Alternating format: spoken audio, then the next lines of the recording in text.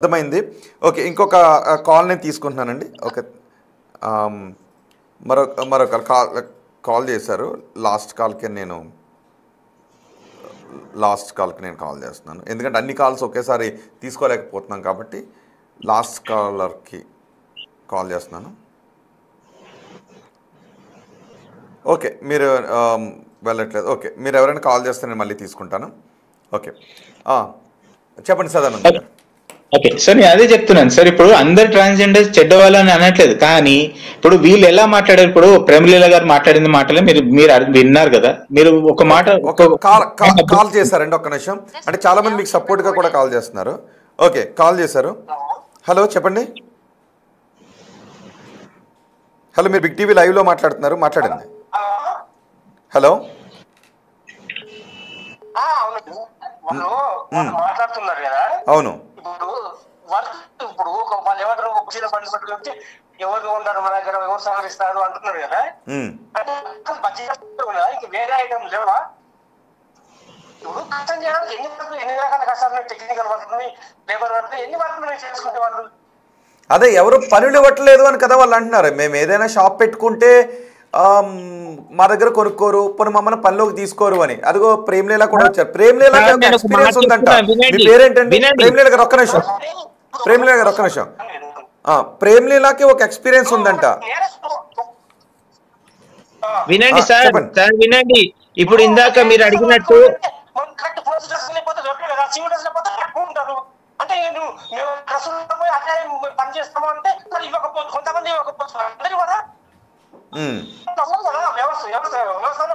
అందరూ సహకరించకపోవడం ఉన్నాడు కదా. ఓకే. ఇప్పుడు ఊర్లలో ఇంకా లేబర్ వర్క్ దొరక ఎన్నో అసలు వ్యవసాయం కొంతవరకు లాస్ అయిపోతున్నారు వ్యవసాయదారులు అందరూ. లేబర్ దౌర్జన్యంగా అడుక్కోవడము. ఓకే, మీ ఆడియో బ్రేక్ అవుతుంది. ఓకే, ఇంకొక కాల్ తీసుకొని మీ ఉద్దేశం అర్థమైంది. Okay. Hello, hello. Okay. Yes, రైతులు కూడా ఇబ్బంది పడుతున్నామని చెప్తున్నారు. ఎవరైనా చిన్న ఉపాధి పెట్టుకున్నామంటే ఇబ్బంది పడుతున్నామని చెప్తున్నారు. ఇంకొక కాల్ తీసుకుంటున్నాను. ప్రేమలీల గారు, నేను మీ దగ్గరికి వస్తాను. ఒక కాల్ తీసుకొని ఈ కాలర్ కూడా విందాం. హలో, హలో, చెప్పండి. అవునండి, అవునండి, బిగ్ టీవీ లైవ్లో మాట్లాడుతున్నారు. హలో, అవునండి, బిగ్ టీవీ లైవ్లో మాట్లాడుతున్నారు, మాట్లాడండి. గుడ్ ఆఫ్టర్నూన్ అండి. గుడ్ ఆఫ్టర్నూన్, చెప్పండి. అయితే అక్కడ జరిగిన సిచ్యువేషన్ వేరే అండి. ఏంటన్నారు? అయితే అక్కడ జరిగిన సిచ్యువేషన్ వేరు, తను చెప్పే సిచ్యువేషన్ వేరండి. ఓకే, మీ పేరేంటి? మా పేరు మెహ్రూన్ అండి. మెహ్రూన్ అంటే మీరు అక్కడికి వెళ్ళారా? మీరు హిజ్రా కమ్యూనిటీ నుంచి మాట్లాడుతున్నారా? అవునవును. ఓకే, మీరు ఆ రోజు జరిగిన గొడవలు మీరు అక్కడే ఉన్నారా? అవునండి, మేము అక్కడే ఉన్నాం. ఓకే, ప్రేమలీల గారు, ఒక్క నిమిషం అండి.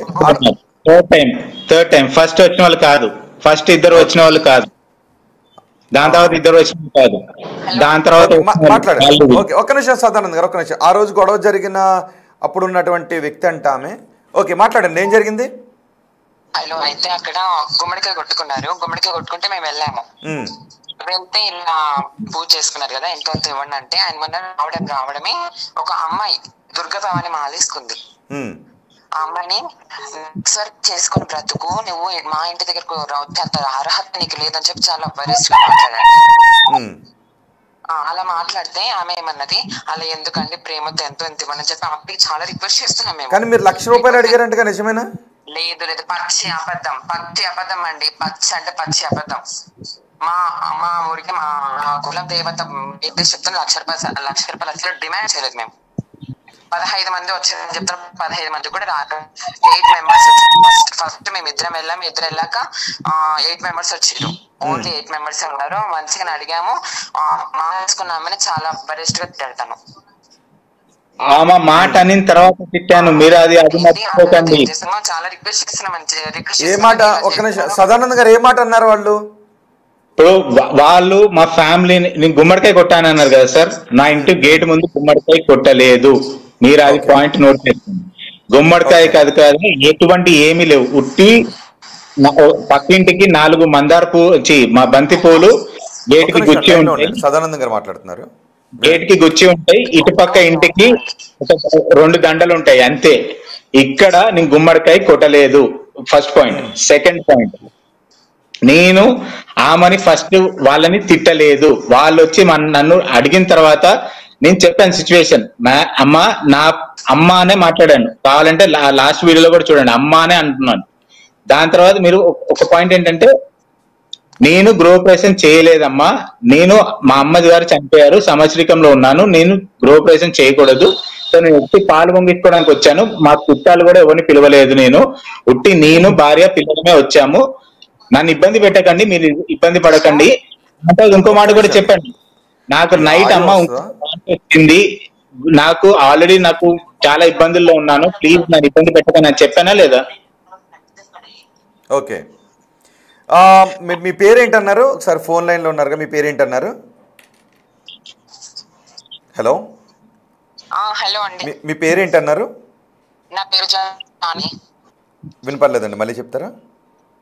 నా పేరు జాను అండి. జాను. ఓకే, జాను గారు, సదానందం గారు ఏమంటున్నారంటే, ఆ రోజు మీరు అందరూ వచ్చారు, మీరు డిమాండ్ చేసిన తర్వాతే ఈ గొడవ జరిగింది, నేను ఇంటి ముందు గుమ్మడికాయ కూడా కొట్టలేదు, మీరు కొన్ని దుర్భాషలు ఆడిన తర్వాత మాత్రమే నాకు కోపచారకంగా రియాక్ట్ అయిన అంటున్నారు సదానందం గారు, అంతేనా? అవును సార్. ఓకే, జాను గారు,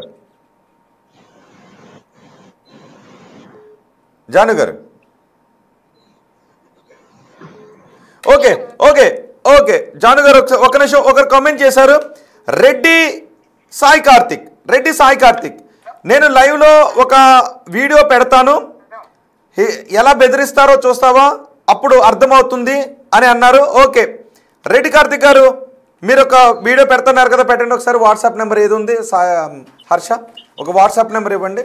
ఓకే, ప్రేమలీల గారు ఒక్కసారి చూడండి, మీకు ఒక మాట చెప్తున్నాను వినండి. ఇప్పుడు లైవ్ లో వేస్తున్నది ఎప్పుడో ఎక్కడో జరిగినాయి అన్ని ఇక్కడ తీసుకొచ్చి ఈ రోజు ట్రాన్స్జెండర్ సొసైటీని మీరు కూడా మీడియా ద్వారా చెడుగా చూపించడం ఇది పద్ధతి కాదు, సరైన సమయముడు కాదు. వినండి, ఎక్కడో జరిగిన దాన్ని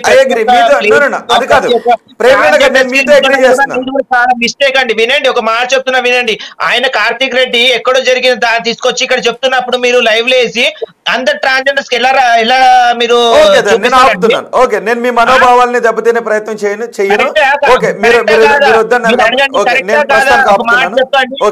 ఈ రోజు సాధారణంగా జరిగిన దానికి తెలంగాణ ఆంధ్ర రాష్ట్రంలో అందరు ట్రాన్స్జెండర్స్ కి ఇదే మాట జరుగుతుంది, కానీ అసలైన సిచ్యువేషన్ ఎవరైనా తీసుకొచ్చారా?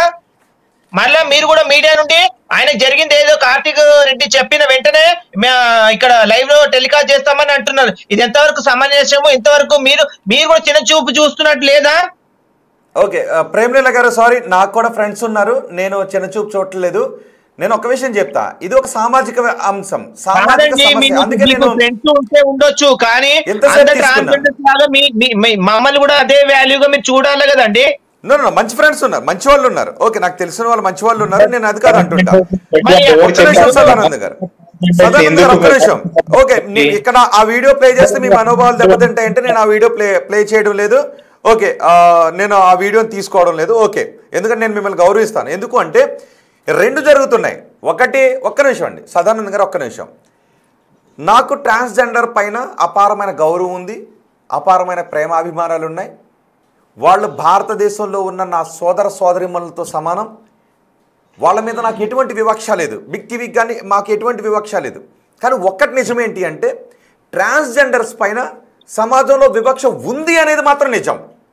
ట్రాన్స్జెండర్స్ పైన సమాజంలో విపరీతమైన వివక్ష ఉంది అనేది నిజం. అదే సమయంలో ట్రాన్స్జెండర్స్ నేరాలకు పాల్పడుతున్నారు అనేది కూడా అంతే నిజం. చాలామంది ట్రాన్స్జెండర్స్ అందుకే చెప్తున్నాను, చాలామంది స్త్రీ పురుషుల్లో మంచి వాళ్ళు, నేరాలు చేసేవాళ్ళు ఎలా అయితే ఉన్నారో, ట్రాన్స్జెండర్స్లో కూడా నేర ప్రవృత్తి కలిగిన వాళ్ళు ఉన్నారు, చాలా మంచి వాళ్ళు ఉన్నారు, మానవత్వం కలిగిన వాళ్ళు ఉన్నారు. సో ట్రాన్స్జెండర్స్లో ఈ రకమైన ప్రవృత్తి రావడానికి కారణం ఏంటి అంటే, ఫస్ట్ కుటుంబం దగ్గర నుంచి, వాళ్ళ ఫ్యామిలీ దగ్గర నుంచి ఎదురవుతున్న వివక్ష క్రమక్రమంగా సొసైటీలో ఒక వివక్ష మారి ఇది ఒక సామాజిక ఇబ్బందిగా తయారవుతుంది. అందుకే నేను ఎంతసేపు తీసుకున్నాను. ఇది ఎవరికి అర్థం కాని ఒక వెంట్రుకు వాస లైన్లో మనకి అర్థం చేసుకోవడానికి ప్రయత్నిస్తే కనబడుతూ ఉంటుంది ఈ వివక్ష ఎలా ఉంది అనేది. అందుకే రెండు వైపుల నుంచి తప్పులు ఉన్నాయి. సో నేను ఇక్కడ ఎందుకు అన్నానంటే ట్రాన్స్జెండర్స్ నుంచి నిజంగానే ఇబ్బందులు ఎదురవుతూ ఉన్నాయి. కానీ ట్రాన్స్జెండర్స్ అలా ఉండటానికి కారణం ఏంటంటే ఉపాధి లేదు, ఎవరు మమ్మల్ని పనిలో పెట్టుకోరు, మేము దుకాణం పెట్టుకుంటే దాన్ని ఎవరు ప్రోత్సహించరు, గవర్నమెంట్ నుంచి ప్రోత్సాహం లేదు, మరి మేము బతకాలా చావాలా, ఇది మీ వైపు నుంచి వస్తున్నది. ఎస్, దీనికి నిజంగా సామాజికవేత్తలు కూడా కలిసి కూర్చుని మాట్లాడి ట్రాన్స్జెండర్స్ నిజమైనటువంటి సమస్య నుంచి బయటకు ఎలా పడాలో ఒక పరిష్కార మార్గాన్ని చూపించకపోతే రేపు మళ్ళీ ఘటన జరగవచ్చు, ఎల్లుండి ఘటన జరగవచ్చు, ఇలాంటివి మనకి జరుగుతూనే ఉంటుంటాయి. కాబట్టి దీనికి ఏంటి అంటే సొసైటీలో ఉన్నటువంటి సామాజికవేత్తలు అండ్ ట్రాన్స్జెండర్స్ కమ్యూనిటీ నుంచి చిత్తశుద్ధితో కూర్చుని ప్రభుత్వం దగ్గరికి ఈ సమస్యను తీసుకుని వెళ్ళి పరిష్కార మార్గాన్ని కనుక్కుంటే ఇది రాదు. అండ్ వివక్షను తొలగించాలి. నేను అప్పీల్ చేస్తున్నాను ట్రాన్స్జెండర్స్, భారతదేశం నా మాతృభూమి, భారతీయులందరూ నా సహోదరులు. అందులో మనకి ట్రాన్స్జెండర్స్ వేరు మాత్రం కాదు, వాళ్ళు అమ్మ నాన్నలకి మనం ఎలాగైతే పుట్టామో వాళ్ళు అలాగే పుట్టారు. సో వాళ్ళ మీద వివక్ష వద్దు. అండ్ అదే సమయంలో ప్లీజ్ ట్రాన్స్జెండర్స్ కూడా ఎవరింటికైనా వెళ్ళినప్పుడు నిజంగానే కొన్ని చోట్ల ఇబ్బందిగానే మాట్లాడుతున్నారు. మీ ఇంట్లో శవం లేచిపోతుంది, మీ పిల్లలు చనిపోతారు, లేదా మీ పెద్దవాళ్ళు చనిపోతారు, ఇలాంటి శాపనార్థాలు పెడుతున్నారు. కొన్ని చోట్ల బట్టలు విప్పుతున్నారు. నిజమే, కొంతమంది, అందరూ కాదు కొంతమంది. సో ప్రకారంగా మిమ్మల్ని అలా ఎవరైనా ఇబ్బంది పెడితే, మిమ్మల్ని ఎవరైనా ఆ విధంగా అనరాని మాటలు అంటే, మిమ్మల్ని ఎవరైనా ఆ విధంగా గలీజ్ చాతలు చేసి మిమ్మల్ని బాధ పెడితే వెంటనే 100 కాల్ చేసి ఒక 5 మినిట్స్ వెయిట్ చేయండి. మీరు ఇచ్చేది డబ్బులు కదా, ఆ డబ్బులు ఇచ్చేది ఇస్తారు కదా, ఒక 10 మినిట్స్ మీరు ఈ కాల్ చేసి పిలిపియండి. అప్పుడు మీరేదైతే బాధ అనుకుంటున్నారో, మిమ్మల్ని ఏదైతే అవమానపరిచారు అనుకుంటున్నారో వాటన్నిటికీ మీకు సమాధానం దొరుకుతుంది. మీరు వెంటనే వీళ్ళు ఇలా చేశారు కదా అని మీరు బాధపడడం కంటే, వీళ్ళు వెంటనే మమ్మల్ని ఇలా అన్నారు కదా అని మీరు ఇంకా మీ లోపల కృంగిపోవడం కంటే, మీరు ఈ యొక్క డిపార్ట్మెంట్ కు మీరు కాల్ చేసిన వెంటనే మీకు ఖచ్చితంగా న్యాయం జరుగుతుంది. ఇలాంటి ఎవరైనా చర్యలకు కార్యాలకు పాల్పడుతున్న ఎవరైతే ట్రాన్స్జెండర్స్ ఉన్నారో ఖచ్చితంగా వాళ్ళకు మీ ద్వారా కాకపోయినా ఈ మీడియా ద్వారా లైవ్ లో జరుగుతున్న ప్రోగ్రామ్ ద్వారా బుద్ధి వస్తుందని నేను తెలియపరుస్తున్నానండి. ప్రేమ్లీల గారు, మీరు చాలా మంచి విషయం చెప్పారు. సదానంద్ గారు, మీ దగ్గరకు వస్తాను ఒక్క నిమిషం. ప్రేమ్లీల గారు ఆమె ఏం చేస్తున్నారు సమాజానికి ఇంకొకసారి చెప్పాలి. ఆమె ఒక జూట్ పరిశ్రమను పెట్టుకున్నారు. వివక్షను ఎదుర్కొన్న సమాజం నుంచి, కుటుంబం నుంచి వివక్షను ఎదుర్కొన్నారు, కాలేజీ నుంచి వివక్షను ఎదుర్కొన్న ఒక జూట్ పరిశ్రమను పెట్టుకొని 4 హిజ్రాలకు నేను ఆదర్శంగా నిలిచానని చెప్తున్నారు. ఒకసారి నిజంగానే అందరూ కూడా ఆమెను అభినందించాల్సినటువంటి విషయం. అదే సమయంలో ఇంకొకటి అప్పీల్ చేస్తున్నది ఏంటి అంటే, కొంచెం సమాజం కూడా ట్రాన్స్జెండర్స్ని అర్థం చేసుకోండి.